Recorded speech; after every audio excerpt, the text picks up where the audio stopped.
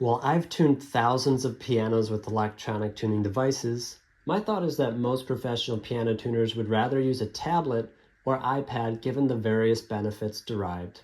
An iPad screen is the best device for an electronic tuning device because it's easiest to see, easiest to place in the piano, and it's easiest to navigate by pressing buttons on the screen. I think that most tuners who use an electronic piano tuning device want a larger screen so that it's easier to see.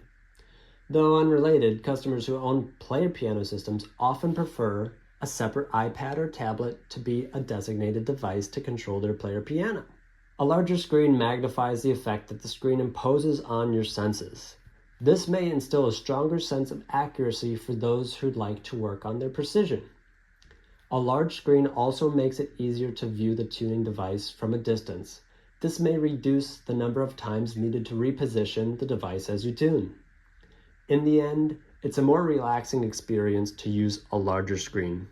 Now, some of the cons are that it's easy to forget about the battery life when using an iPad. It's not like your phone where you charge it all the time.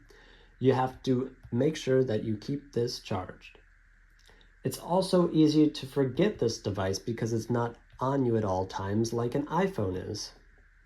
Honestly, I think most people prefer a larger screen.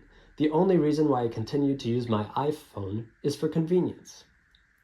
Both devices are equally as accurate and the piano tuning quality is exactly the same.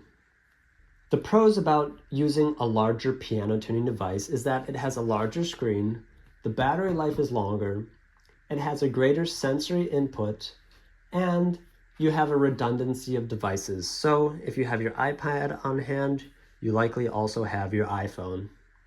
The user experience is much more friendly just because you have so much more screen space to find what you need.